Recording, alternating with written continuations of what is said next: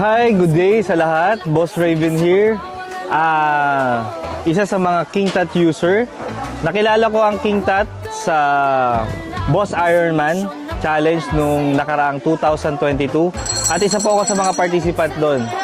Una, ito ay nakilala ko lang sa booth na maganda kasi maraming mga models. Nagpa-picture lang ako pero yung nasubukan ko yung product, talagang wow. Grabe. Alam nyo ba, ngayon hindi lang ako user. Reseller na rin ako nito. Kaya para sa akin, napakaganda sa health nito. At the same time, pwede din to sa mga extra activities natin like endurance, long ride, tsaka for healthy living na rin. Kasi ang laman naman nito ay nutrients. Kaya kung ako sa inyo, order na kayo. Dahil kapag mahal mo, ikintot mo. Lam na. Yun.